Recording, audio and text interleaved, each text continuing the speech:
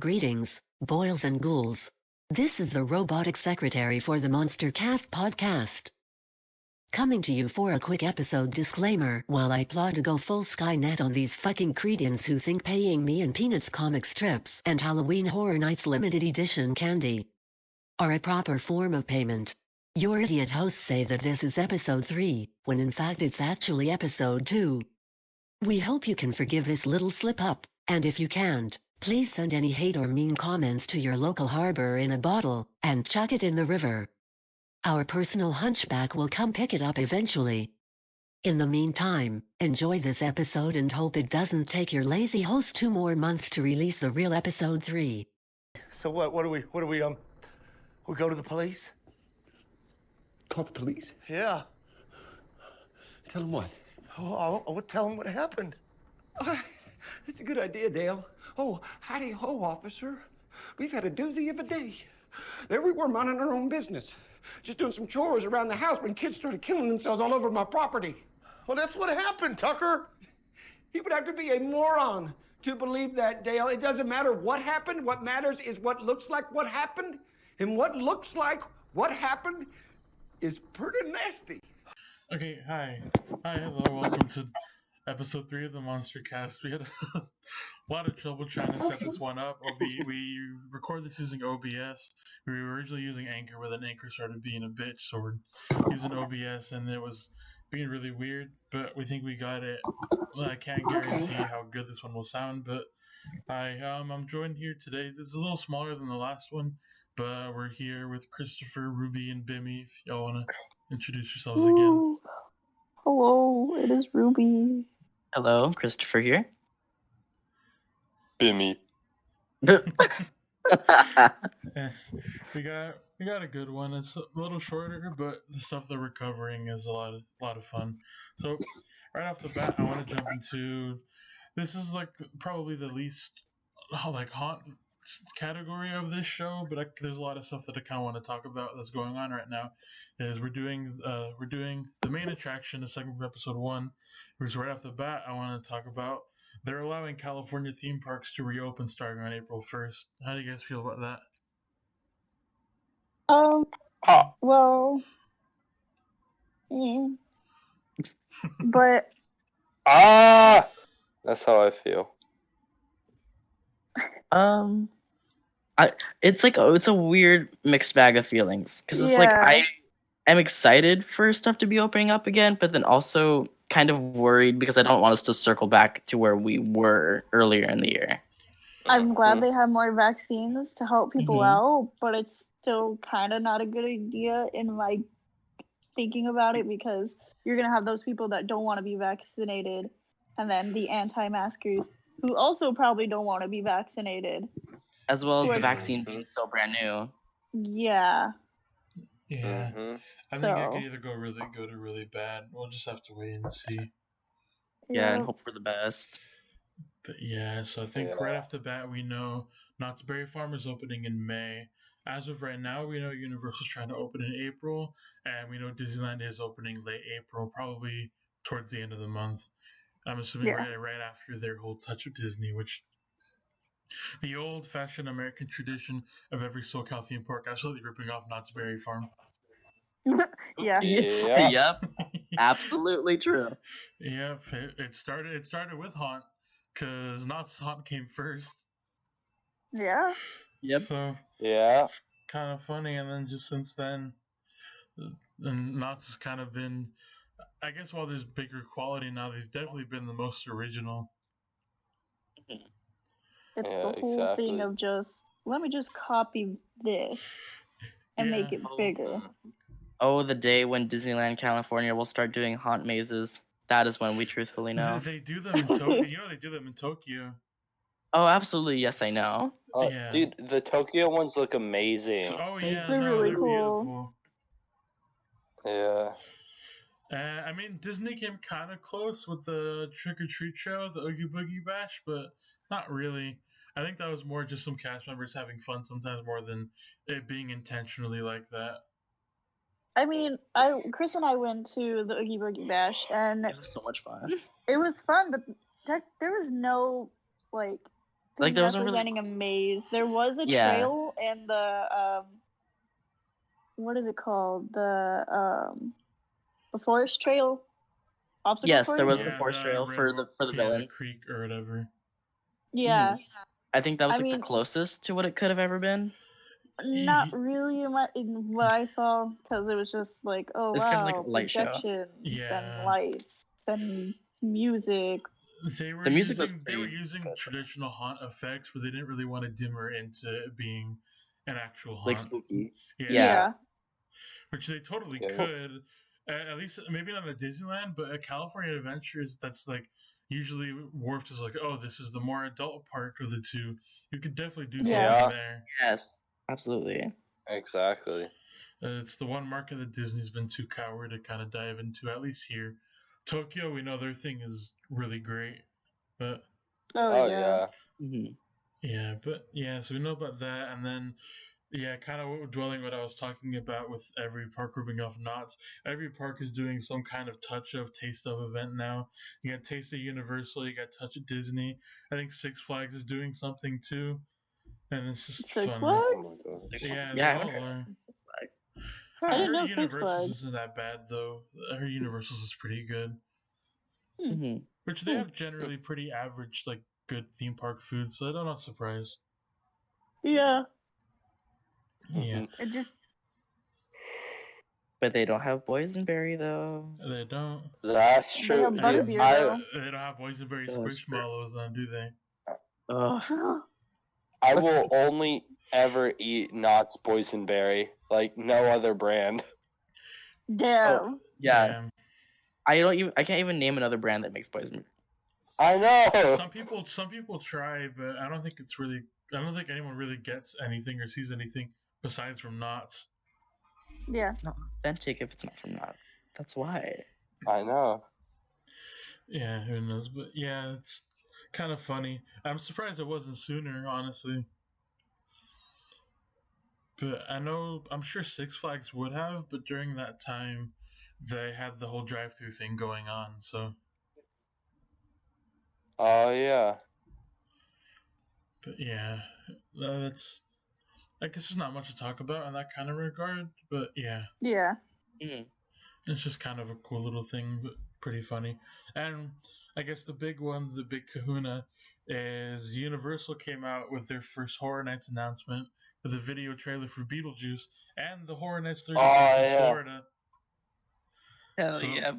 How we feel about all that? September 3rd through October 31st. Fucking excited.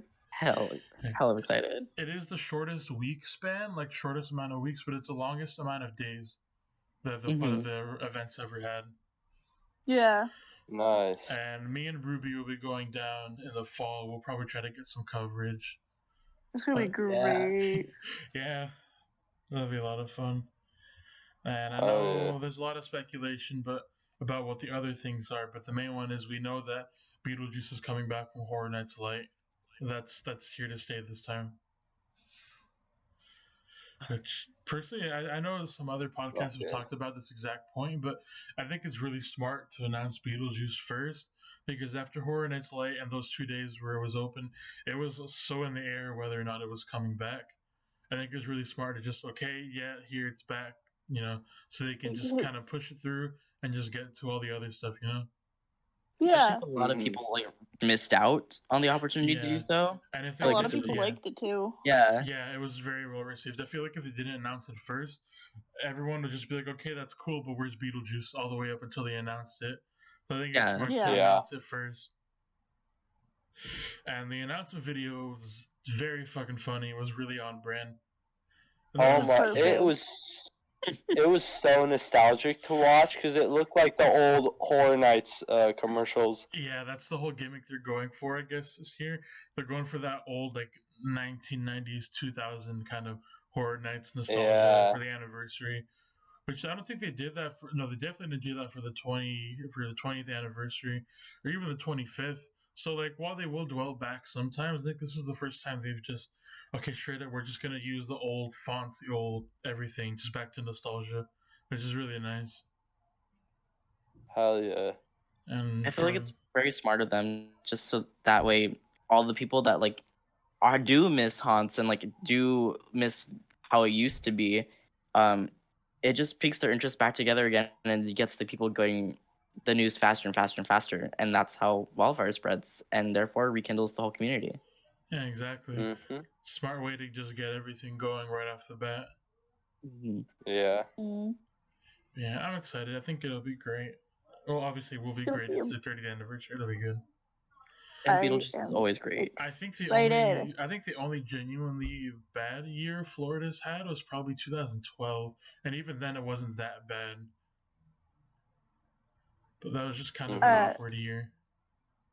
I mean, I don't remember what they did 2012. So, but I've been keeping up with it, and 2012 was probably the first. That was when they stopped doing icons for a while, and everyone was kind of confused about that. That's kind of when that era started until 25, and that's when they started bringing in like the video game mazes. And I could be wrong, but I want to say that's when The Walking Dead started. I could be wrong. I believe so. It was either that year or it was 23 that The Walking Dead started. Or we just could be all very wrong and it started in 2014, but I could have sworn it started in 2012, but I'd have to have someone correct me on that. If it's wrong, I genuinely don't know. Universal should just take out The Walking Dead altogether. Please. Oh my god. Down. It's getting annoying. Let the dead die. Just let the dead die. A friend of me and Ruby's went to touch of Universal, and where The Walking Dead was, they just got rid of everything of that theming. Thank God! But here's my pitch. You know how that area, because Secret Life of Pets, they want it more like a like a New York neighborhood kind of look. Kind of. I think if they do want to keep a maze, perfect spot right there is Ghostbusters. Build a permanent maze in Ghostbusters. It fits the New York area perfectly, and it's something that can bring in everyone. It brings in the Horror Nights fans for the scares. It brings in younger audiences because it's Ghostbusters. It's a win for everyone, and it was already well received at Horror Nights. It was very well received. I think it would be perfect for that spot in so many regards. Exactly. Yeah.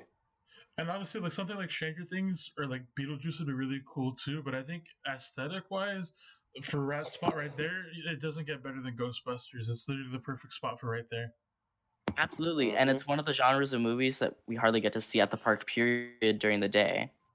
Exactly. A different approach, which I feel like if they want to just keep a permanent maze, I don't think it would go good there, but somewhere else in the park would have Universal Monsters as a permanent maze.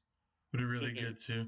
Bring back that old House of Horrors kind of look from back in the day, but then also something new. Yeah. Wasn't its very last appearance at Horror Nights? Wasn't it like a face-off maze? I believe so. They just made a haunted house out of all the face-off winners or something like that. Yeah, I think that was the last year of. Yeah, I think you're right. I don't remember exactly. Yeah, I think that I don't know if that was the last, but I know for a fact towards the end of its run, it was a face-off maze for Halloween Horror Nights. And I will say they did do some of the designers dirty. They really did. They really did. Wait, what'd they do? Some of the makeup just wasn't as well executed as it could have been. Yeah. Yeah, but I think they could have done a little better, but they still did fine. And in return, I think a couple of people from that show do work for Halloween Horror Nights permanently now, if I remember correctly. I mean, as long as they give them the credit they need. Exactly. And deserve. Yeah, it was kind of interesting. At the horror makeup show in Orlando, every year once they finish a run, something I've kind of noticed is they'll take some or like one of the best masks from that year, and they'll add it to like they have a wall of the different masks throughout the years, and I've always seen them update it with some new masks every year. I don't know how long they're going to keep that going, but it's a nice little thing to keep that credit going so they don't just scrap them. Yeah. Yeah, but I know we're going to get a lot of old costuming back this year for Horror Nights for the 30 Years, 30 Fears, so I'm kind of excited for that. Hell yeah. kind of get revamped some of those old classics. The main one that's kind of being eyed down for a scare zone and a house this year is we're getting a lot of Cary, Ohio stuff this year. Oh. Yeah. So that's I just say that's cool.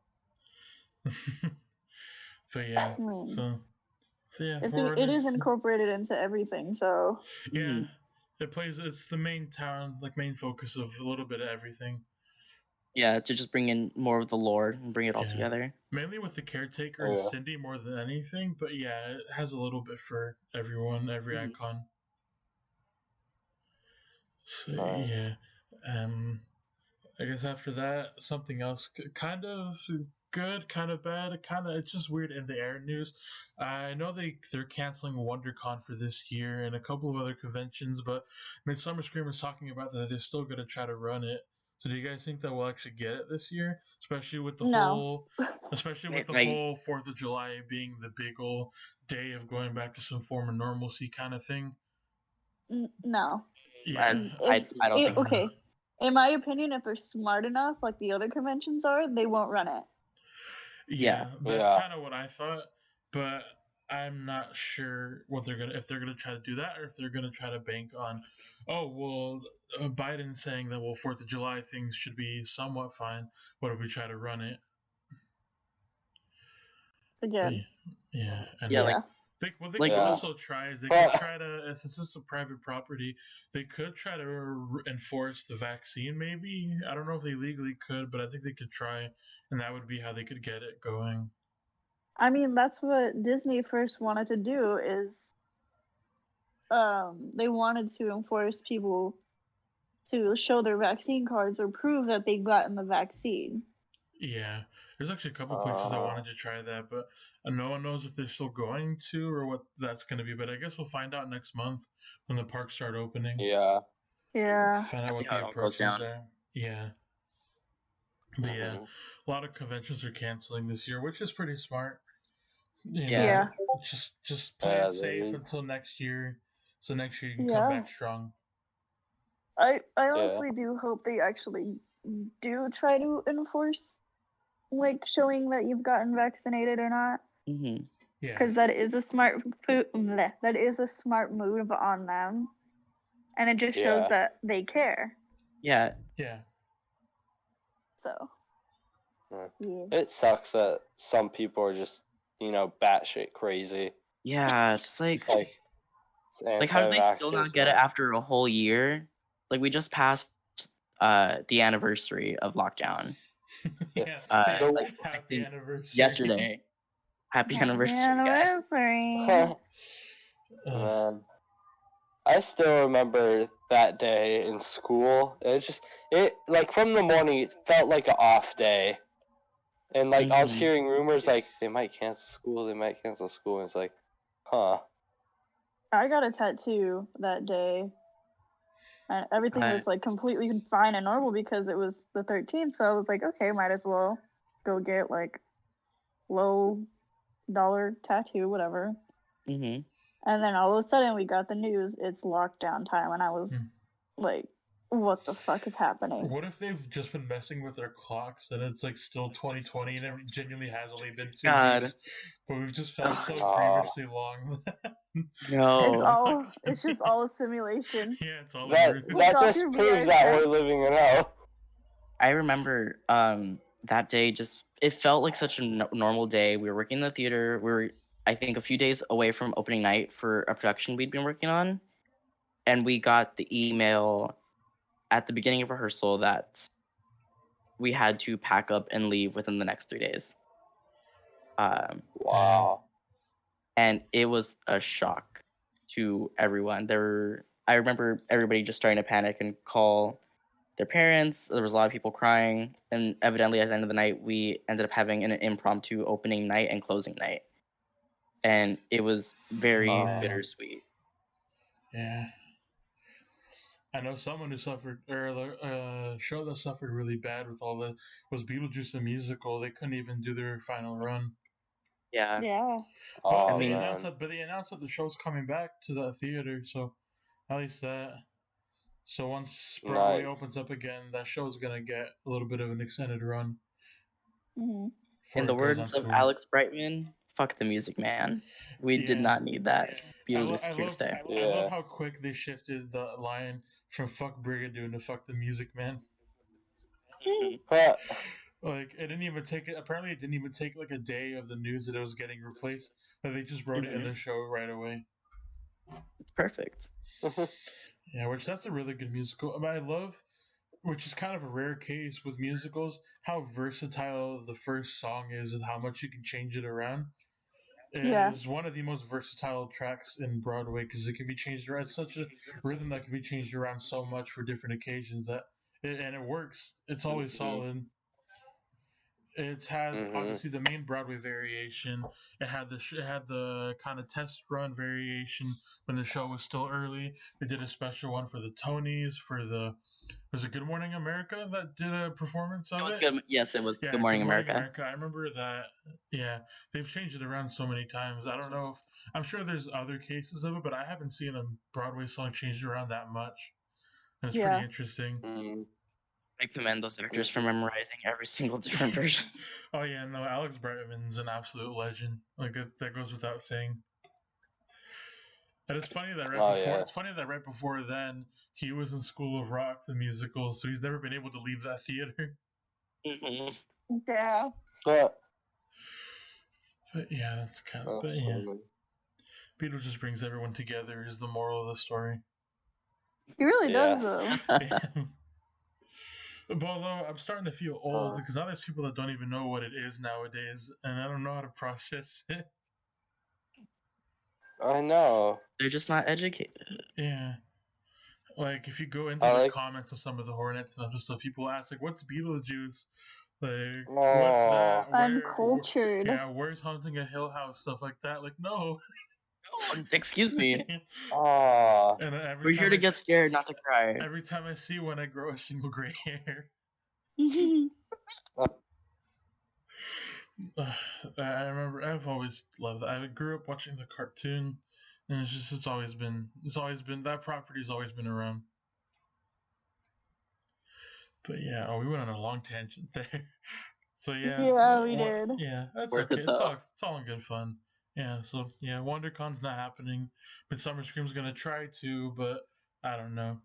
Okay, so the next subject, I want to do something kind of different, but kind of similar to what we've normally done. So we're diving into Midnight Marathon, our little movie branch, but I'm going to do it a little differently because I want to play a game with you guys that was recently done on the Dead Meat podcast, which is I'm going to throw some movies at you guys and I want you guys to debate whether or not they're considered horror. Ones that are kind of gate line, kind of debate of, does this count? Is this form of horror? This form of horror? Is it just straight up casual movie? So I want to start with a pretty mixed one, but a kind of an easy one. Is Tucker and Dale versus Evil a horror movie?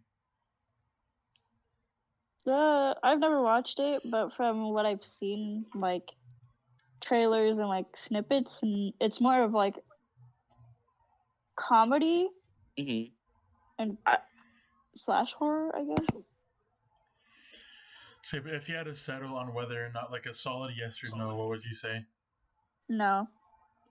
Okay, we got one.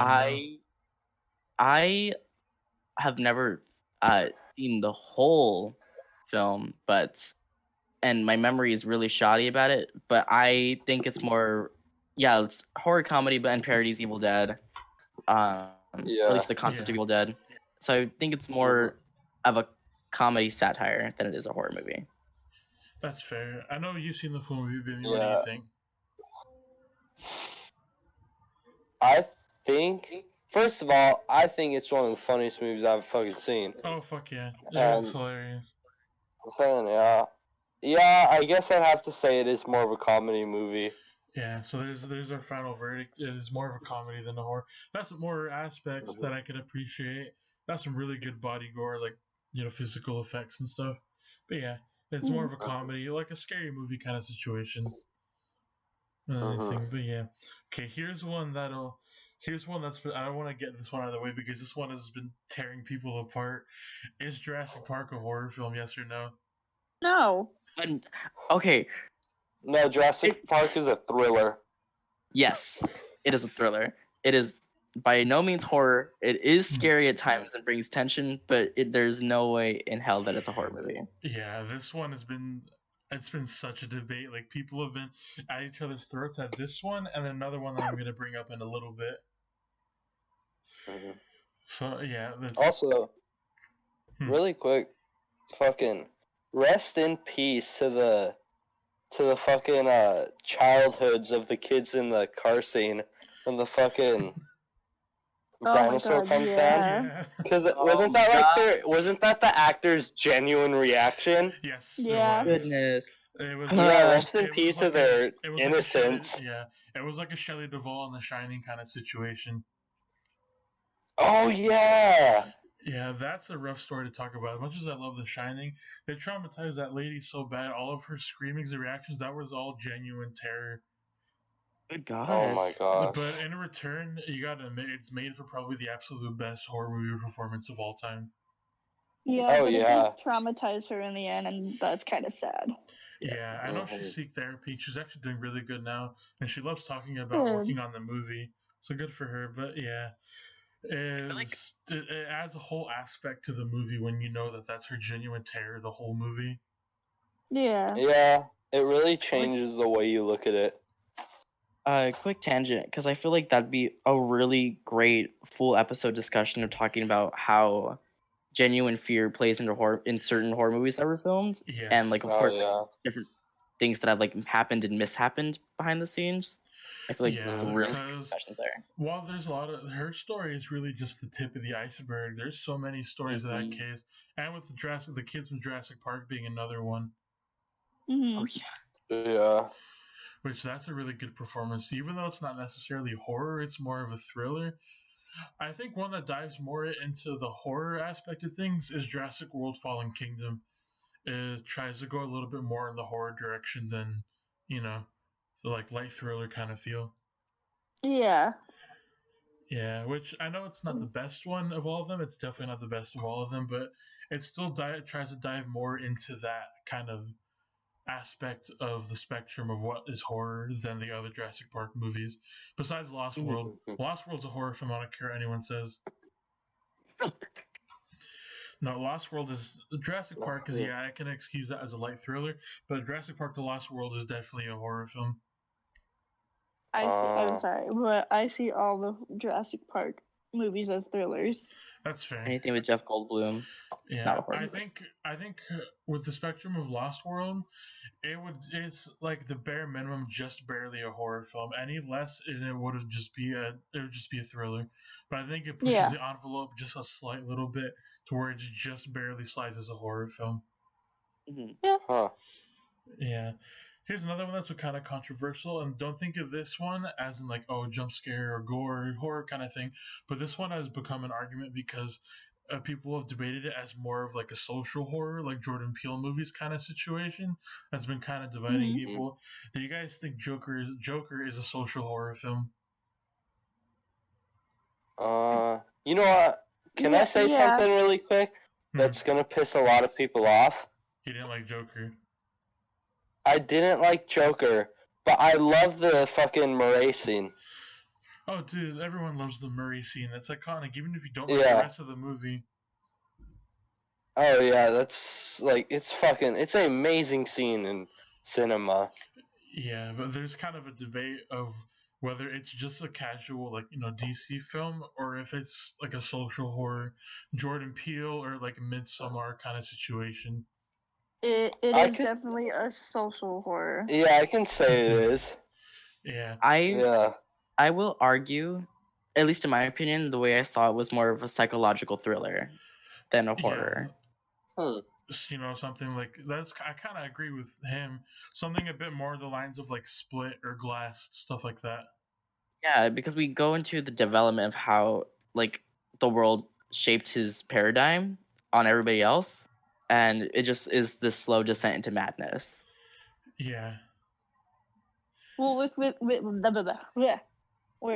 what Chris said, kind of also ties in with the social horror part of it because it's showing how society affects us in that type of way. Yeah. Joker is representing us.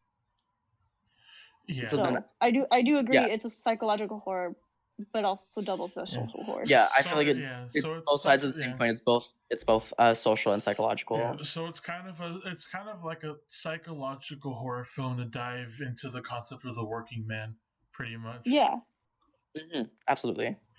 So I could say that's what makes it probably more like a psychological or like social horror, because it dives into something that we relate to so much. Yeah. Yeah, and there's nothing supernatural about it. It's all just No. a natural human, which brings in more of the element of natural fear. Yes. And I guess this wasn't really a related question, but I'm just kind of curious. What's all your guys' favorite interpretations of Joker from any media? From cartoons, from movies, from games, just anything? Who's your guys' favorite Joker? Anything but Jared Leto. Too, right? Anything but Jared Anything but Jared Leto. Leto. Anything but Jared Leto. I hated that interpretation of Joker. Oh God. Be careful, all the Okay. dude bros are gonna go after us saying the Zack Snyder cut's gonna be good. Ooh. Okay, technically this isn't Joker, but I really like the series, oh my god, what is it called? Gotham? The Bats Who Laugh. Oh yeah. So God. Wait. Yeah. like, because I believe in that series is when like Joker dies. I don't remember. I think it's that I think one. so? Yeah, but the Bat Who Laughs is a really great spin-off of the Joker, Yeah. or like what he is. It's just really cool. I wholeheartedly agree with you. That whole series was not only intense but also just insane. It's really good. Yeah, character-wise, there's a lot of different, like, really good interpretations of Joker. I know the whole Samurai Batman thing was really cool, too. Yeah. Oh, Yeah. oh, sorry, my bad. It's one part Bat, one part Joker, so he's like half Batman, half Joker. The Bat Who Laughs. It's He was so bitten good. by a radioactive Joker. No, I'm gonna fight you. You know I'm joking. Then he became Joker Man. Joker Man. And now, see, my favorite Joker comes from a game called Persona 5. No, I'm kidding. Oh my God! No! Yes. Okay. Yes to Persona Oh 5, my but God. wrong Joker. I know, okay. No, if I had to pick a genuine favorite, mine has always been Mark Hamill's Joker from the animated series. I know. Yeah. Didn't he do the games too? Yeah, he did some of the Arkham games. Yeah. I think that there's a lot of good interpretations of Joker, but to me, Mark Hamill is the Joker. He absolutely perfected the role to a T. Yeah. Oh, he yeah. did. I absolutely agree. And I love the absolute. Yeah. I love the little detail that he's too scared. The only person he's too scared to go against is the IRS. At the end of the day, he still pays his taxes. That was a funny joke. That, and they explore his character a lot really well, and that's kind of, I'm sure I'm wrong here, but to me personally, that's where I gathered the kind of psychosis that the reason he hasn't killed Batman is because he can't really live without him. And that show is one of the first mainstream media examples of kind of diving into that. Like, he'll fuck with him, he'll bruise Batman really bad, but he never kills him because he can't live without him. Yeah. Yeah. Because it keeps his life afloat. That's why they did the episode where there's the guy that accidentally kills Batman, and then he just goes crazy in a whole other regard. Yeah. Yeah. And he had a good one of that. And then obviously, like, the Harley Quinn is really good in that show, but I think my favorite version of Harley Quinn is the one from the MA-rated series they have on HBO Max right now. I think is my person, Kaylee Cuoco. I don't know how to say her last name. I think she does. Yeah, my Kaylee favorite Cuoco. I think she does my favorite Harley Quinn so far. I actually saw the first episode, I think of that series or a different series, aired at WonderCon. Yes, they aired episode 1 and I think episode 2 at WonderCon of that show. Yeah, it was it was right before the cosplay contest was gonna happen. Yeah. They're like, we have a special thing for you. We're gonna air this, and it was really, really good. Oh no, it's hilarious, and it got picked up for season 3 recently. So it's gonna be third yeah. season. Nice. And yeah, originally it started Nice. off as a show for DC's exclusive streaming service, but then I Yeah. guess they jumped boat to HBO Max when that came out. Huh. Everyone just needs more Harley. We love Harley. Yeah, I think Birds of Prey was a fine movie, but the Harley Quinn show tells that general idea so much better of Harley Quinn living without the Joker and becoming her own person. I think the show does it a lot better than Birds of Prey did, personally. I mean, Birds of Prey and the new Justice League, or not Justice League, Suicide Squad. Yeah. I have mixed emotions on it just because I've read all the comic books and I've kind of had this idea in my head, and I don't know if it's just me or just other comic book readers who see Harley not really represented the right way. Yeah. Yeah. I don't think we've ever seen a perfectly right Harley, but the Harley Quinn TV show is probably the closest we have right now of a comic book perfect Harley Quinn. I agree. And I mean actual Harley Quinn, not like the dude bros like, oh, she always has to be Joker's sidekick and servant. Like, no, Harley Quinn as a character. Yeah, she's more than just a character and a name. She is. I like her better with Poison Ivy anyway. I do too. Yeah, they actually do that in the show at the end of season 2. Spoiler: she does get with Poison Ivy. Like they're actually doing that story. As it should be. As it should be. Like the most satisfying shit ever. Also, I will say we need a new interpretation of a live-action Poison Ivy. Yes, we do. Really do. Oh yeah, she's such a fucking great character. That's a lot of potential. But it's funny how they kind of dive into in the Harley Quinn show is they question if she's really evil because she really just cares about the environment. Yeah, she's evil. That's the thing. Like, yeah, she's evil. She does evil shit. But, like, is she? Because all the evil stuff she does is for the sake of bettering the environment. So it's like at a certain point, like, I think we've all been to that point where it's like, fuck people, I love plants. Like, come on. Yeah. Like, I'm still in that phase right now. Like, she's obviously going to be evil to the average consumer, like, you know, average businessman. But, like, you diving into, like, her psyche, like, is she really evil? Is the whole thing. Because she does like stuff that we would interpret as evil, like, oh, she blows up like electricity fields and stuff like that, and she like tries to do biochemical warfare in these places that are ruining the environment. But it's like when you know the key point is that it's for the good of the environment, you kind of start to question a little bit what's going on. Yeah. They just don't like her because she has green skin. This became the DC podcast so quick. Really good. We're gonna get all the dude bros after us. Oh my god. I think gatekeeping, DC and Marvel gatekeeping that kind of stuff is so fucking stupid. Right? Any gatekeeping is fucking stupid. Even in the horror community, it's stupid. Yeah, no, it's really heavy in the horror community. Yeah. I've noticed because I've had it happen to me, and I'm like, I don't need to know a lot of horror to be a part of this community. No, it's happened to me too. I think that I get flamed for a lot is my personal favorite not scary farm maze of all time is Dark Ride, and I get kind of bashed for that. Super like, oh, you've been going for a while. Why isn't it Forevermore? Why isn't Uncle Bobo? That's like because I like the silly fucking carnival ride haunted house. Like super. Yeah. Like it's just no. fun. I'm with you on that one. I'm like, my favorite maze is Dark Ride as well, and people are like, oh, why don't you like this? Why don't you like that? And it's like because I enjoy clowns. Yeah, like you don't need to know all the facts. Just find what you enjoy, and that's more than enough. Yeah, like I would get like, oh, like Paranormal Incorporated is right there. They just came out with Origins, the best haunted house of all time. And I'm like, it ain't the best haunted house of all time. I'm like, but Silly Clowns, Danny Elfman music. Like, what do you want? Yeah, thank you. Simple man. Like, it's just the perfect recipe. Like, come on. And like I'm a sucker for that kind of like abandoned carnival, like dark ride scenery, and it really dives into a lot of like old dark ride history with Knott's Berry Farm. I think it's fucking great. Like like I don't think people hate it, but people always try to tell me that there's better ones. And yes, I'm aware there's better ones, but my favorite's still gonna be this silly fucking clown haunted house. Yeah, exactly. I still get scared going through it to this day. Are you kidding me? I still get scared by the chair. I love The this chair! Oh my god, I've seen people accidentally sit on that chair before. When And they're like, oh my someone's god, there's a person. Yeah, no. Oh, Bimmy's still never done a haunted house before, so I don't know if you know. Yeah. Scandalo.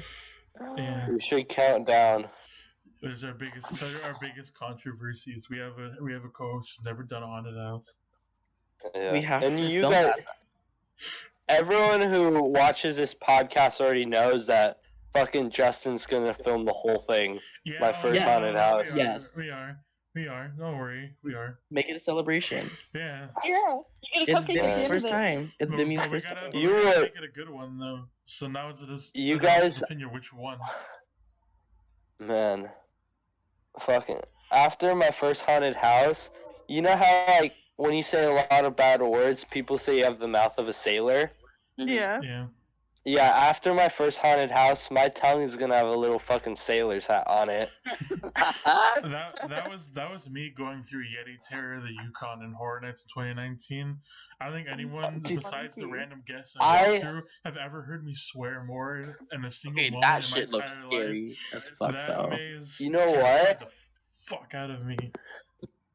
Dude, that maze, that was the first maze that made me consider, like, maybe I should give this whole, horror stuff a chance. Because before that, I didn't like horror at all. Really? Yeah, because I was still really little. But I saw the commercial for that, and I'm like, that actually looks kind of cool. Well, they didn't do. I don't think they did a commercial for it, but a lot of people were talking about when that maze came out. Like, yeah, no, this one's fucked. Yeah, That's fucked. the main commercial for 2019 was like, it was like this house party that gets taken over by like Slimer and like the Demodogs and all kinds of stuff like that. Wait, that was 2019? Oh, then I must be thinking of something else. There's a lot. No, I don't blame you. There's a lot of winter themed haunted houses throughout the years. Yeah. Like, there's too many at every haunt to keep track. Mainly at Knott's Berry Farm. Knott's Berry Farm fucking loves their winter haunted houses. But we do not talk about Dead of Not Winter. talk of Dead Winter. Dead of Winter was a time. Yeah. May I ask what it was? It was a time. No. Don't worry about it. Don't worry about it. All I'm gonna say is that you're gonna be really cold and not surprised. Yeah. Yeah. Every room looks exactly the same. And Yeah. there's just one. Wait, girl. what was the idea supposed to be for it? Ice Queen Cold. takes over the whole fucking. Oh, I town forgot about and the Ice Queen becomes- because she was never there. Yeah. But Yeah. the story She was just wrapped around never her, but She was there. almost never there. Yeah. This is all I'm gonna say to you, Remy. Don't look at the floor. Yeah. The ice That spiders. was so bad. Oh, the ice spiders, So though. bad. Oh my god. I'm looking up a video on this after. It's Oh oh man, No. it was She's gonna amazing. leave. She's gonna leave the show after he watches it. God, He's it's saying oh this horror man, stuff is bullshit. And just leave. that's Winter Maze is a whole discussion for another time because that is just so much to talk about. Here's my God. hot take with Winter Mazes. As much as I love the movie, the Krampus Maze was better than the actual movie. I said it. That's my take. I love the Really? Krampus I'm movie, offended. but I love the Krampus movie, but I thought the Haunted House did the story a lot better. See, I never went to that maze, but It was Krampus fucking is one of my beautiful. favorite movies. Oh no, I love Krampus. And I It's heard one it of smell my- like it's in like my top 20. gingerbread.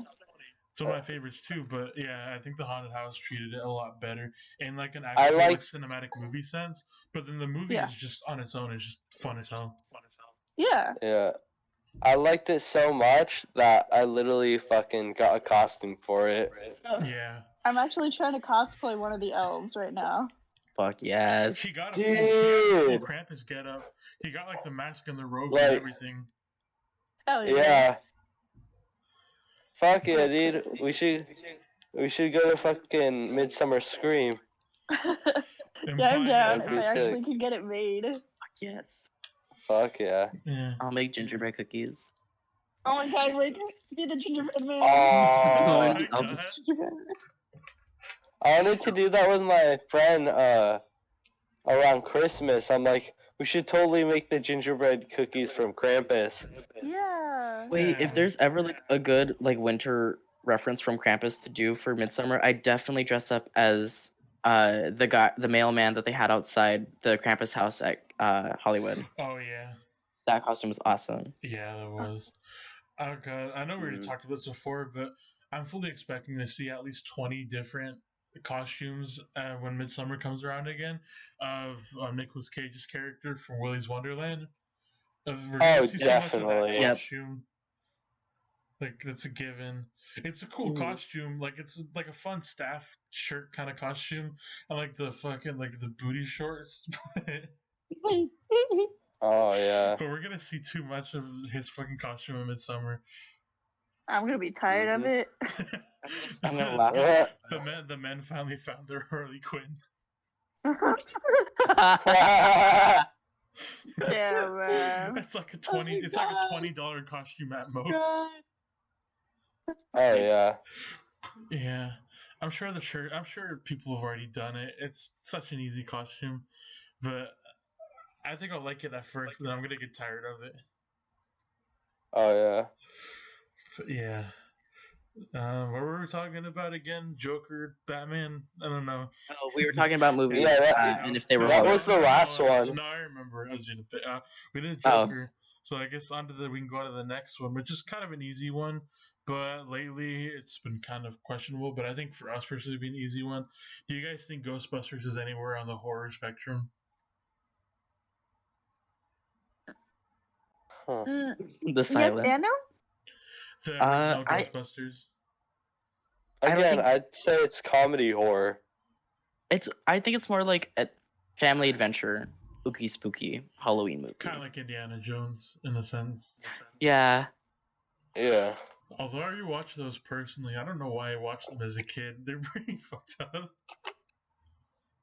Crystal Skull was fucked up. Yeah. Oh yeah. But that was also a shitty movie. So. Yeah, that's fair. But I mean, like we were straight up watching movies about Nazis and like people eating monkey brains and getting their hearts ripped out as kids. You think that's where this all came from? That we all watched Indiana Jones growing up. And you can't forget the iconic beginning of the singing of "Anything Goes." Just that whole performance, beautiful and hilarious. If George Lucas made a horror movie, what do you guys think it'd be? I don't know. I don't know if he would do horror, but maybe something in the light of like Dark Crystal, how it's like their exploration into a darker theme than usual. Oh, I love Dark Crystal. I love Dark Crystal so much. People actually I remember people actually talking about that they should do a Dark Crystal maze at Knott's Berry Farm. Not even at Universal. I would be down. I could get a Dark Crystal maze. Because you got the Henson boys already there with Pump It Up. Why not give them a little more credit? Yeah. Yeah. I know people were kind of debating it, but I think I can get down with the Dark Crystal maze. I can get behind it. It'd be a lot more fantasy based, but I think that'd be a good way for Universal to rival Universal with the recent trend of like lighter hearted horror. Kind of like how they've been doing Ghostbusters and Beetlejuice. The best response for Knots would be Dark Crystal. This kind of like middle line. Yeah. Yeah. That or people have also talked about it either parks that they want to see a haunted house for Labyrinth. Yes. Give me David Bowie. Yes. Take the baby. Take the baby. Take the baby.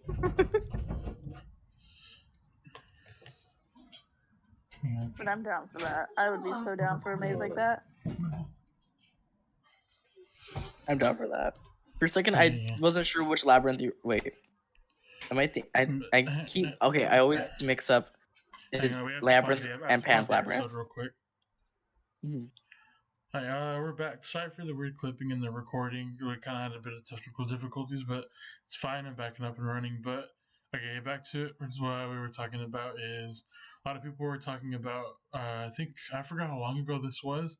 That another haunted house they'd want to see off a Henson property, which could be actually pretty interesting, is Labyrinth.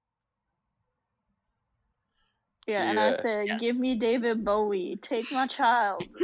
Just give us Magic Dance as a haunted house room instead. Yes. A David Bowie Stillwalker. That's all Yes. I'm saying. All I'm That'd be saying. so cool. Yeah, that's what I'm wondering how they would do it. Would they just have like the goblins and stuff be like our size, and then they would just make David Bowie actors like really tall, or would they do like puppet work, like if they were gonna do Gremlins as a haunted house? Huh. I don't know. Honestly, that's a good question because I feel like you would get more scares making David Bowie bigger than you and having all the goblins as your size. So you're the size of the 'cause then goblin. they're eye level. Yeah. Yeah. But then also it being a Henson property, I feel like they would go the puppet route just for the nostalgia. Yeah, exactly. Just like we were talking about before we recorded, if they did Gremlins at Horror Nights, it'd be cool to be a very puppet based, and because how many puppets they would have to use, it also could be a very COVID safe maze. Yeah. Because you want to be face to face with a lot of actors, it mainly be a lot of puppets. Mm-hmm. Yeah. And with the puppets, mainly with what I've noticed with the Terror Dogs and Ghostbusters and Werewolf in London, those can get more in your face in person than actual actors. Yeah, because especially if they used to have the rigs, like if we're thinking of the puppets, like for La Llorona as well, they had an actor just man them from a distance because the puppet was so long, so it makes it even safer. Yeah. Yeah, I really love when they use really good elaborate puppetry in haunted houses. I know the big one recently was Clownzilla from the Killer Clowns Maze in Florida. Beautiful. I love him so much. It was like a massive. I think it was like a balloon, like a mixture of like a balloon that they would just like puppeteer from the top of the maze, and it had like I don't remember how many, but I heard like 4 or 5 puppeteers, and it was actually really elaborate. Damn. That's really smart. Yeah, really and smart. you would walk on the set was like it was that big area with like all the polka dot stuff and like the footprints on the floor, and it was with the pillars, and you would walk under him and through the podium thing where he first gets lowered down. Yeah, there's that whole room. And what's weird is I know for Hollywood, for Clownzilla, they only use like the really detailed head puppets, but Florida had one too, but Florida almost never used it. Yeah. I think it was only used on nights where they wouldn't have puppeteers for Clownzilla, the big one. So that would just be a static figure, and then the scare you would get would be from the head puppet. Because I got the head puppet, I only ever got it once in the time I went to 2019. Oh. But yeah, and then obviously the newest one is we got Sandy for Beetlejuice. Oh hell yeah, we do. Yeah. I'm really curious how they're going to do the Sandworm in Hollywood. Same. Because we are much smaller than Orlando. We are. Yeah, we are. It's going to be interesting. Yeah. Very interesting. I'm excited. So, speaking of Beetlejuice, the next one is would Beetlejuice be at least a horror adjacent movie to you guys? So that's a little bit more darker than Ghostbusters. I would say so. Yeah. Yes, in the sense that some people are scared of death. Mm-hmm. And then it goes into the comedy aspect, obviously. Yeah. Still one of the most charismatic horror villains of all time. I love him so much. Like, there's a lot of good ones. I still think Candyman is a very great villain, even though he's technically not really a villain. It's more of a revenge act kind of thing. But yeah. But that's just because Tony Todd is the fucking king. Oh, absolutely. King of horror all around. Yeah, 1,000,000%. I'm so fucking glad he's back for the new one they're doing. I can't see anyone else playing him. No, you can't have anybody else playing him. Anyone else playing him. You just can't. I will say, if an icon is still alive, why not get the icon? I'm looking at you, remaker for Nightmare on Elm Street. But yeah, you know what? You're right. Yeah, you are right. And wasn't there a whole thing where the original actor was interested in playing Freddy for the reboot too, but they just didn't get him? Yeah.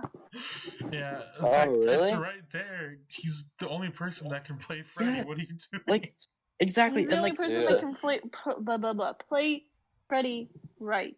Yeah, and he's just right there. Why not use him? Also, I just did not like how Freddy looked in that movie at Oh, Oh no, it looks disgusting, and it's really hilarious to me that when they did Freddy and Dead by Daylight, they used that Freddy instead of just actual Freddy.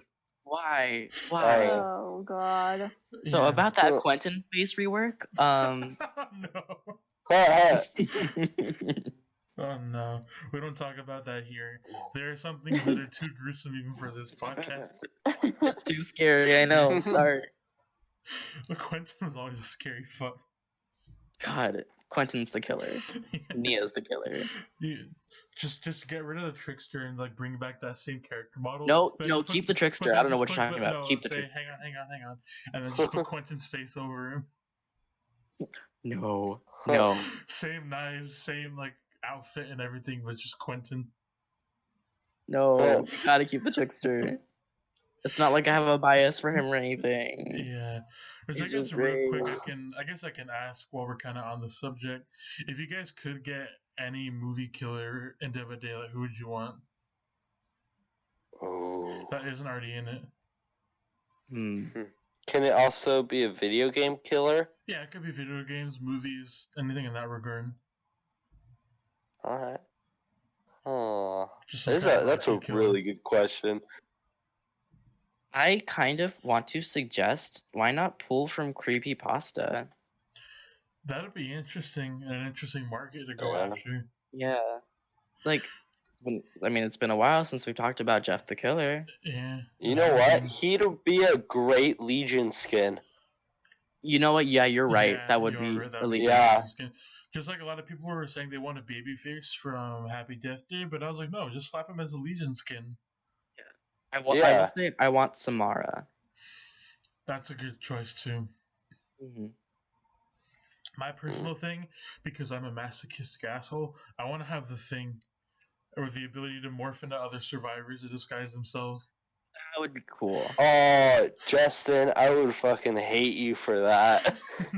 just disguise yourself with I know how much you would abuse that. And just cause so much suspicion with your fucking survivors. Wait, why not Pinhead? Oh yes, Pinhead please. would be great too, yes. I would love to see Pinhead. And like a Pandora's box kind of map for it. Yeah. Pinhead and Hellraiser nowadays is barely ever talked about. Yeah, and if they and you know how they do like the weird names like the Nightmare or the Shape, stuff like that, just call him the Hellraiser or even the Pinhead. Mm-hmm. I think that would definitely be really cool. I think he'd play a lot, honestly, kind of like the Plague. Like those kinds of more sophisticated killers. Mm-hmm. Yeah, that's an interesting one. I'd also like to see as a cool contrast to the demo where we're going to see the Xenomorph. Oh, yeah. You know who'd be a cool killer? Fucking, this is just me being a total nerd, but I would kind of like to see Venom as a killer. Honestly, that would be really cool. That'd be pretty interesting. Yeah. I would like to see Killer Clowns as a killer, please. Thank you. Yeah. Yes, please. That would be so good. And have like Mooney as one of the survivors. No, if you're gonna have survivors, yes. you gotta have Mooney, but you also gotta have the Terenzi brothers. Oh my god! Oh, absolutely, yes, you do. Yes, you do. Both of them. And like just having the spaceship as a map, perfection. Yes. Dude. Mm-hmm. But the chase, the chase music, it could be a Michael Myers situation where it's just the chase music from the movie. Oh yeah. Yes. And then it can have like another specialty power. Let me raise you the question: which clown? Oh my god! I'm just gonna say Shorty because Shorty is my favorite. I would think Shorty. My personal pick. Shorty with his little punching bag. Would be Jumbo with the mallet. Yeah. Yeah. Or it could. Wait. Which one? I think is it? Who is it? Slim with his the gun. Yeah. I think the gun would be a good, the gun would be a good secondary, or it could be a special hook, like Pyramid Head has the Cage of Atonement. Oh yeah. Just have the cotton candy cocoon. Yeah. What would the Mori be though? If it was Shorty, I think it's pretty obvious what it would be. Oh my god! Yes, I want that. I think either the Mori would be Shorty's boxing glove or the pies. The pie. Oh. That'd be the Maury. They would get all the clowns together and they would do the whole pies thing. Yeah, like kind of get like a Oh, hell situation yeah. where everybody's just beating down on one person and just get all the clowns together throwing Or pies. I'd love to see it be Spike so you could just whack people with the fucking hand puppets. Yeah. Oh, yeah. No, I feel like in the map, that would definitely be an Easter egg in the map, would be the fucking Yeah. puppet show. Guys, I got an idea for a killer. Or another one real quick. Another good Maury would be the shadow puppets with the T-Rex. Oh yeah. Oh, yeah. Yeah. There's a lot of iconic kills in that movie that you could use. Mm-hmm. Mm-hmm. What were you saying, Ooh. Bimmy? Sorry. Oh, I have an idea for a new killer. What? This fucking Herobrine from Minecraft. No, thank you. Oh, I feel like that would unironically be scary. Also, the survivor. Oh, yeah. my god, can you Just imagine? staring, and then you just see him, and you're like, oh, This is okay. fucking. This is The fucking. Minecraft map in Dead by Daylight. Yeah.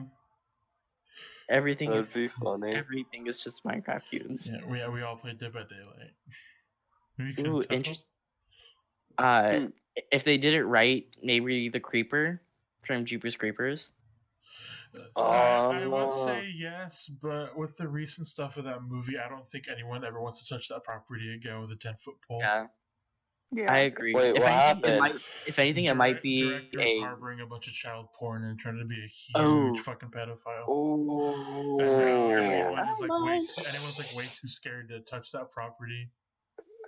Oh. If there's an obscure property we can probably pull, I would say Drag Me to Hell. Yes, that'd be a good one. Or I'd like to see the Predator, but now that I feel like because he's in Fortnite, he's gonna have way too much of a softer image with people. Yeah. Or like, what if we Yeah. got Chucky in on this? That's something 'Cause that I we thought have- of, that when they released the twins, my immediate Yeah. thought would be Tiffany and Chucky, or like I guess now Jennifer Tilly Yes. and Chucky. Mm-hmm. Oh, yeah. I agree. Have her kind of holding the doll, and then you can unleash him, and then he could lunge at people. It would just be like like maybe a faster version of the twins, maybe. Yeah. Oh, yeah. Or even just like Chucky alone, because we do have like the smaller camera angle now. But then how would he carry them? Is the thing. How would you Yeah, carry it? because How do you carry and hook people? Voodoo? That's what I was thinking. Where Tiffany. Well, you would know carry- what? Instead of Chucky, we can do Charles Lee Ray You could Oh. do as a that, killer. but then he can maybe turn the back. It would kind of break the canon a bit, but he could turn Oh. back and forth between the two. Mm-hmm. That would be cool. I mean, who cares? You know, that'd be a good game mechanic. He just Yeah. pulls out a Chucky doll, does the spell. Yeah, that would be Yeah. that would be like the activation, like how you know how they have like activation meter for like the twins when you're putting out Victor. How Yeah. a little longer, but then he's doing the spell real quick, and then he turns into Chucky, and then Yeah. vice versa. That'd be so fucking cool. Or what would be an interesting I'd gimmick, love to see that. What would be kind of interesting gimmick is the way he gets his body back is you have to down someone as Chucky and then do the spell back, but then that also gives you the Oh, opportunity to yeah. come in and get the other survivor. True. They could balance out that Right. gimmick, something like that. Watch, the devs are gonna watch this podcast and be like, we figured it out. We got it. They fucking got it. Oh my god, yeah, that would be a good one. Obviously, the map would be the toy factory. Oh, yeah. Absolutely. That'd be kind of pretty freaky. There's a labyrinth of all the different Chucky dolls around the wall. Dude, and it could be like a prop hunt situation. Because he could just hide. Yeah, Spooky. yeah, that'd be a lot of fun. We got 2 more movies on this list. This one's the other one that I was talking about. The other, like, kind of one that had people at each other's throats. Is Jaws a horror movie? Yes. Yeah. Yeah. 100% yes. Because, just think about all the people afraid of the ocean after that movie. Yeah, no, I'm still afraid of sharks. Well, you Okay. also got people who were afraid before, and now Mhm. you have more people who are afraid after. But then Yeah. also, like, if you think about it, is there any other way to define that movie? Because I personally can't see another way to define it. Thriller. thriller, or it even has some Yeah. lighthearted comedy bits too. It's kind of, if you actually like watching it, I watched it recently, and sometimes it's a bit in the same light of Ghostbusters and Beetlejuice. It still has some lighthearted comedic beats in it. Yeah. What if it's just a nature documentary? Oh, God. That would be the Meg, Gone baby. wrong. No, I'm kidding. Oh, No, the Meg was a fucking trip. If you guys ever saw that movie, Which one? Yeah. Hold on. The Meg. The Meg. It was pretty good. Yeah, it was okay. I didn't watch it. It was Sharks, you okay. know. Yeah. Well, it's not a shark; it's a megalodon. But yeah, yeah. even worse. Shutters. Big shark with scary teeth. Big Yes, teeth. big teeth. And the last one we have on this list is Gremlins, a horror movie. Hmm. Okay. And no. I have thoughts. You're a fan now? I think it's more along the lines I'd say of I'll make it thriller more of adventure. I'd make it more of a debate. Is a horror in the light of a PG horror, like say Poltergeist? Yeah. A bit of a more lighthearted horror choice. In that case, then Yeah. a little bit more, yeah. Same. Because it does have, especially the second one, the franchise does genuinely have some scary beats. Like the whole kitchen attack thing with the mom and stuff like that. In my personal opinion, I believe the second one was scarier than the first, especially because of the Spider Gremlin. Yeah. Spider Gremlin. Oh, yeah. Yeah. Which I'll also ask personally, because I know this is a debate between Candyman and this, do you guys want to see Gremlins: The Halloween Horror Nights? Yes. That'd be cool. Absolutely, yes. I would love to see it. Yeah, I think that's kind of in the same light of Beetlejuice, like a why haven't you guys done this yet kind of house. Mm-hmm. Yeah. Which I guess that's an easier answer, is because of like budget stuff and kind of it's hard to get all the puppets. It would be back in the day, but now we've seen recently how much puppetry work they do. Yeah. Mm-hmm. Big one was Stranger Things was almost all puppets all the way through. I know. Most recently, well, given they weren't very good puppets, they were really restricted, but they were still puppets. They tried. Stranger Things Museum. We love the museum. Yeah, which I genuinely hated the Stranger Things 2 and 3 house in Hollywood, but when it came to Orlando's, I still like kind of dislike it, but I fucking love the way they treated season 3, even though it was pretty short. Yeah. I feel like they should have made season 2 the short part of the maze, and then really harp more into season 3, because that season has so much more to work with compared to season 2. Yeah. Oh yeah. Like the mind flayer was like, no pun intended, was fucking mind blowing. The whole Starcourt Mall scene was incredible. And if you guys didn't see that, they recreated the scene where they're throwing all the fireworks at the mind flayer in the middle of the mall. Is how they pull that off. Oh yeah, I remember seeing it in when I was watching the YouTube video for it. It was really cool. Yeah. I didn't like how they did season 2, but season 3 was genuinely really fucking good. I think the house would have been more well received if they jumped on the season 3 bandwagon a little more than season 2. Yeah. Because season 2 is alright, but it doesn't have a lot going for it. But it only has the Demodogs. Season 3 has all like, the possessed people, and it has the early mind flayer in the hospital, and it has the bigger mind flayer, and it has like the Russian and all that stuff. Yeah. Oh yeah. Like season 3 was genuinely the horror season of the show by far. Yeah, because season 2, if I recall, is mainly just finding 11. Yes, season 2 is trying to ground the show and get people more familiar with the characters, so they could do the really crazy experimental shit with season 3, where it was just a straight up horror season. Oh yeah. Just straight I up. want to see how they do with season 4. Yeah. Same. I really hope they lean more into the horror route, because we saw from season 3 just how scary the series can be, and it had some pretty rough shit. Yeah. Oh yeah. Definitely. Yeah, I like all the seasons of the show, obviously, but I could gush about season 3 for so long. It is such a perfect season of that show. Yeah, I'm really curious about season 4. I know the main thing is there was the debate of if Hopper was alive, but they already kind of confirmed that he was. So. Oh yeah. I know. I cried when He's in the Thank gulag. God. I actually didn't. I didn't cry because I pieced everything together. Like while the scene was going down, I was like, okay, I know it was supposed to be emotional, but why was his badge still there? And keep in mind that you see in episode 1, there's a ladder right by him that goes down to that bottom area. He had enough time to take the ladder, or at least get onto the ladder. I was like thinking everything. Yeah. I was like, there's no way he's dead. And like I still cried though. my friends were telling me like, oh, like it's okay to be emotional. I'm like, no, he's not fucking dead. You got to look at everything. Yeah. You clearly saw how everyone else got evaporated, but his badge was somehow still intact. Mm-hmm. Yeah, I know. What if? I knew he was alive, but I still cried. But I know now he's. But now, what if? Now he's in the Call of Duty gulag. So. Yeah. We'll buy him out. Yeah. Oh my god. Yeah, I think I'm curious how that's gonna go, or if they're gonna make that like a main premise of the show of him getting back home, or if it's just gonna be like a 1 or 2 episode kind of thing, like a thing to start the show. Maybe it's him like trying to I figure out. I think it'd take most of the season. I don't know if they will, because people didn't like taking most of the season 2 trying to find 11, and they kind of took that mental note when they did season 3. Whenever they had overarching stories like that, they only lasted about an episode or 2.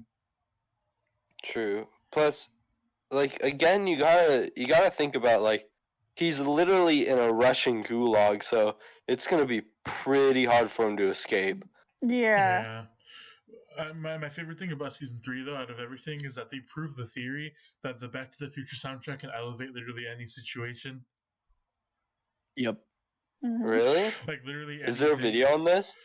There's been a theory for a little bit because of the different orchestras and stuff, but I guess because they have the movie theater scene with them playing Back to the Future in the theater, they took that as an example of making it work by elevating any scene with the Back to the Future score. Which that was fun. Obviously, on the topic of clowns, they did have the Killer Clowns of Outer Space music in episode 1. Mm-hmm. Yeah. Which is kind of funny because that was around the time when it was just barely getting a cult following. Like, obviously, it's always had one, but when that cult following became more mainstream. So for a while, I was like one of the only people out of people that I know that actually point out, like, oh, hey, that's music from Killer Clowns. And kind of, yeah. Nice. I think what made Killer Clowns so popular was a mixture of a little bit of that.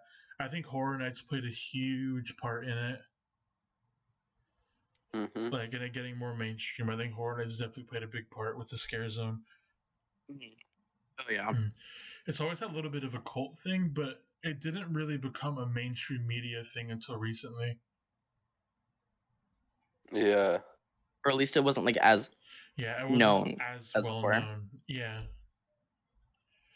Which I'm glad it gets that kind of attention now. Because it's a great movie. It's wonderful. Yeah, it's an amazing movie. It's easily the best like B-list horror film by far. Oh yeah. And it's so good that it's like not even really necessarily B-list. It's like in the middle of B-list and A-list. It's kind of middle ground because it has the cheesiness of a B-list, but then it has the quality and fun of an A-list. So it's kind of a confusing topic. Oh yeah. But yeah. Do you have any final thoughts on anything of that? Any of the movie stuff? Gremlins is a wonderful movie to watch during Christmas time. Yes. Technically, it is a Christmas movie. It is a Christmas movie. The best Christmas movie. Yes. And if we get it as a house, it would join the leagues of all the different winter houses. The winter houses. Oh, the joy of the winter house. Yes. Which we will never speak of again. Anyways. Okay, so I also wanted to introduce a new segment in this episode, something I thought would be fun, and call it Hey Haunters, Have You Heard? So, Hey Haunters, have you heard? You guys know about a little thing called ARGs? Yes. Okay, then I will ask, this is a pretty recent one, or like recently discovered from Mr. Matthew Patthew. Have you guys ever heard of Catastrophe Crow, aka Crow 64? No, actually. No, not at all. You know what? I just passed a video on it earlier. Yeah, so this is an interesting ARG, which has been about a year, 2 years in the making. I'll kind of explain how. So the basic story, I guess, is that what we've gathered so far, this story is still an ongoing mystery that people are actively, like, there's a whole Discord group for it and everything, and people trying to unravel everything about it, because it became such a big mysterious thing. A little while ago, a YouTuber that likes to do these like little experimental kind of video things, a little bit like Jack Stauber, like different kind of different like video styles, stuff like that. He made a video of like a fake unboxing of a game he found from eBay. He really played it up. They called it like why hasn't anyone heard of Catastrophe Crow, which is like this canceled N64 game project kind of thing, like a Banjo Kazooie Mario 64 kind of collectathon type thing. Yeah. And he goes really in depth as if it were a real thing, like a whole license by Nintendo N64 beta project game that got rejected, and it was overshadowed, and like they made fake magazine articles of like, oh, this is gonna be the game that beats Mario 64 and all kinds of really elaborate stuff. And he ends the video with starting to play the game. And he pretty much notices it plays a little bit like a creepypasta, but much more. He goes more into it, and he discovers little tidbits of like throughout the game, little glitches and weird compressed things that they kind of stuffed in the game, which are actually from the owner. Who, during the creation of the game, the owner got so swamped with work, he missed an incident where his baby daughter fell down the stairs and suffered from severe brain injury. And he couldn't be there for his daughter, and he was kind of grieving and stuff because this game was going to be like made for her and a whole thing. So then he essentially tries to use the game as a ploy to bring her conscious back in some form to make it up to her, but then it obviously backfires and it becomes lost to the world until this guy discovers it, and he finds little tidbits of like glitching through the wall. He would find like compressed like a thing of what we have gathered right now. There's a wall glitch where he would go through the wall and he would see a crow holding a computer and like his hardware and stuff to create the game, and he jumps off the boat that he's on into the water, and you kind of follow him, and it corrupts and glitches out the game. So the general consensus, you think, oh well, he killed himself by diving into the harbor with his computer, but then people started to gather recently that he might still be alive. And this is a genuine, ongoing mystery thing that's going on right now. And recently, they released the creator, to kind of help push people forward and help discover the mystery themselves. They released the entire source code of the game, so the game is entirely playable for free right now. And you can also load the game into Unity and actually go and compress and look through all the files and stuff. And people are actively looking into it, and there's a whole thing with a bunch of random jumbled text in different parts that people made an entire language to decrypt it. They're called Crow Speak.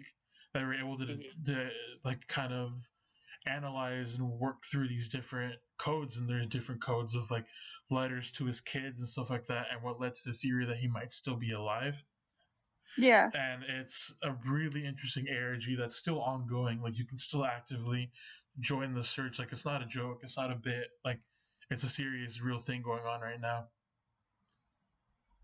And it has some pretty scary shit hidden in the actual game too. Like that's not a joke. I can even send it to our group. You can genuinely play the game for yourself. I would honestly be too scared to play it. Oh my god. Yeah. I hope like when we figure it all out and the guy who made the game is finished with it, I hope he actually makes Catastrophe Crow into a game. Well, the thing is that it's kind of short, but the game that you can play of it is pretty much like a real game. It's fully playable. Oh, it's really? free, and you don't even really need a good computer to play it. They made it with N64 source engine, so it could be played and analyzed and discovered by everyone. Oh, so like it only gets fucked up if like you do the glitches or something? Pretty much. Well, sometimes it'll steer you in the direction to purposely do them, but yes. Ah, that's cool. And it has like little overarching tones that spill into the story. Like a consistent theme in the game was as a phone. You almost always constantly hear a phone ringing somehow, and that's implied that that's like Oh, weird. the phone call that he left unanswered when the hospital was trying to reach out to him about his daughter being hospitalized, pretty much. Oh. And I know the MatPat video explains it a lot better than I can, but that's the general gist of it. It's still an ongoing mystery, even today as we're recording this, and even later on when we release it. It's still a thing that's going on. You can actively be a part of. That's cool. Oh my god. Weird.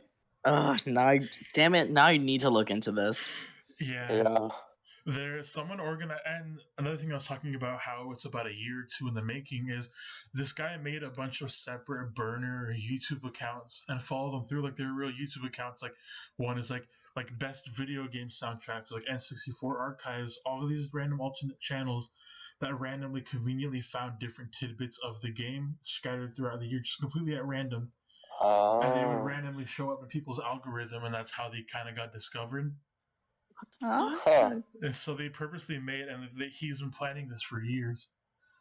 My god. And people were able to use the Crow language and to decrypt the different things. And one of the videos on one of the channels is an end credit song. It's a fake song, obviously, but an end credit song to for a game made for the NES by the same company that made Catastrophe Crow. And the first couple of notes of the song are actually binary code that people actually deciphered. And it was a whole letter from him to his daughter, and it's a whole thing. Oh. Huh. And it's like really bittersweet, but it's also pretty fucking scary when you look into it. Yeah. I mean, this man is grieving, so yeah. But now the ongoing mystery is that he might still be alive, and in the process of trying to use this game as a means of getting his daughter back, he might have put himself in there instead. Huh.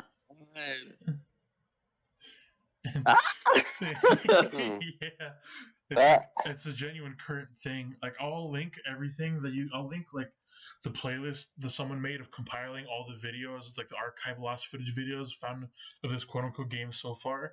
And I even link the download to the game because it's a thing that I actively want people to actually look into and be a part of because it's such an interesting concept. Yeah. And it's genuinely one of the most like investing but mysterious ARGs I've been a part of. Oh yeah. But yeah, you guys can look into it. I know the only big coverage it's gotten, as far as I know, is MatPat came out with a video of it like really recently, like the past couple of days. And people are actively discovering it from that. And still discovering more. Yeah, and in the actual game, apparently there's still more that we haven't discovered yet. The game seems so short and simple if you just play it straight through, but there's so much more that we haven't really looked into that's still actively there. Yeah. So we've already uncovered so much of it, but we thought that we uncovered so much of it, but we're barely at the tip of the iceberg pretty much. Wow. And so there's all kinds of different potential like YouTube archive videos, like fake archive videos we haven't found of it. It could be whole different websites, all kinds of patch notes, anything. The most recent one is they released the source code so people could go into Unity, put the game into the Unity like game creator kind of like forum kind of thing to actually create games, and you can go and like dissect the game piece by piece. Oh wow. And even then we still haven't found everything and haven't solved it yet. Jesus. Huh. So yeah, I thought for this segment that would be a really good first introduction to it. Yeah. Absolutely, yeah. Yeah. So, yeah. Oh, man. Oh, I'm not sleeping tonight. I gotta look this up. Yeah. Oh yeah. It's the hell of a fucking rabbit hole. Man, that's Yeah. awesome. a man who is grieving creating a game only to put out a little bit and then all of a sudden it blows up. Yeah. Yeah. So it's well, the thing that's even weirder about it is, while I'm sure it is fake and people believe that, yeah, the whole story, it's a made up story for the ARG, no one really knows for sure. Yeah. Like, from the way you were explaining it, I kept thinking in the back of my mind, it's like, where did this come from? Is it from something real? Yeah, that's the general consensus right now, is this story real in the aspect of, do we have the lore right? And is the lore false or is it real? Because they're not confirming or denying that it's real or fake. Yeah. So no one really knows. We've only tapped in the very tip of the iceberg about it. I mean, the game is playable, like you said, right? Yes, it is fully playable, and you can dissect it yourself. You can even go into Unity. You can either go into Unity and dissect the source code yourself, or you can straight up just play the game. Then how would it not be real? That's the thing. Yeah, like, where could this possibly come from? Yeah, which we know that the company that they're telling the ARG through, we know that's fake. But the thing is that we don't know if it's based off a true story or not. Which obviously the general consensus is like, yes, we probably assume that it's fiction. It's a elaborate story made up by the creator. But then again, how much do we really know? Yeah. Yeah, and there's like little tidbits that have been pointing to it. It could be real, but we don't know. We don't know what's real and what's not. Yeah. Yeah, I'll link the downloads to the game, and I'll send it to our Discord too. I'll get everything together. There's also one more thing I forgot to touch on. There's also a 76-page Google Doc going over every piece of evidence we have so far. Are you fucking serious? 76 pages, and that's barely supposedly the tip of the iceberg. Just the tip. How is that? Wait a minute. My bad. What the fuck? It's like, and not only just that, one of the pieces of evidence has a separate 26-page list just backing up one piece of evidence. Oh my god! So technically, there's over 100 pages so far. I'm gonna scream. How do people not hire PIs for this shit? They should. Right? They like, should. This sounds like a real mystery. Oh yeah. Somebody really should. Yeah, it's a rare case of, while yes, it's being played as an ARG, no one really knows like what's real, what's not. Is this really just a bit for the sake of being a game? We don't know. Because we don't know anything of the actual YouTuber that started this ARG. We don't know anything about him besides like his videos before were like, weird like experimental animation Jack Stauber kind of things. Yeah. And he's like playing up a fake persona of this game reviewer that just so happened to find it, and they made a whole video like those clickbait, like, how did we forget about this game, like lost media kind of stuff, Yeah. And then and it started off as just that, but then it opened up so much more the more people looked into it. To the point where a whole brand new cipher was invented just for this. Jesus. Oh my goodness. Yeah. So that's what we know so far of Catastrophe Crow, aka Crow 64. Wow. Damn. That was a surprise. Damn it. I told you guys. I know. And now you guys and everybody who listens get to actively join the hunt, pretty much. And, man. Yeah, and the source code is probably the only really big clue that they've given us, is being able to make the game playable so people can look for themselves. Wow. Yeah. And the source code game itself actually has some pretty scary stuff, honestly. I'm scared. Really? It doesn't really have jump scares, but it's the imagery that's fucky. So technically, it is a horror game. Technically, yes, it is technically a horror game that spans far beyond the actual horror game.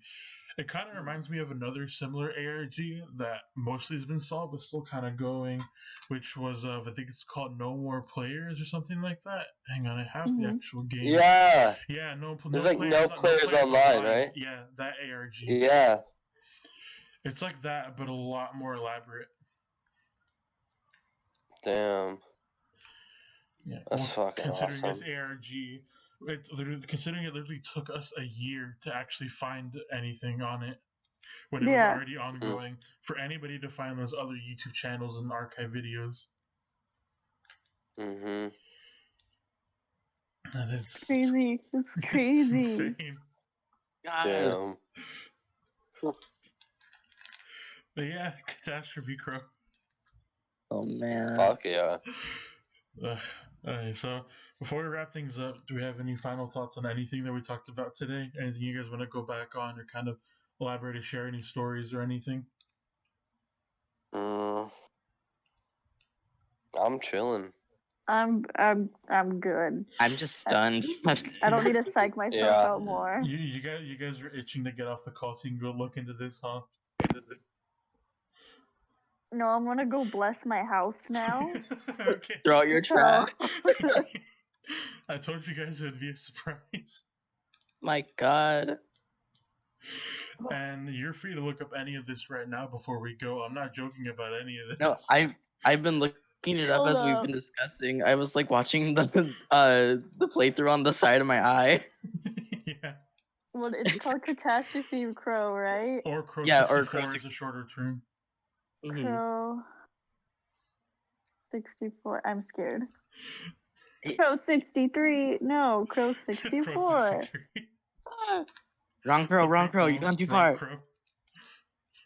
Crow 34. No. No. 34. Oh no. Okay. Oh no. How? I'm trying to look at like Catastrophe Crow. It's the most looked up thing. Oh my God. And it looks very blocky. Yeah, it's very reminiscent of Mario 64. It's an N64 game.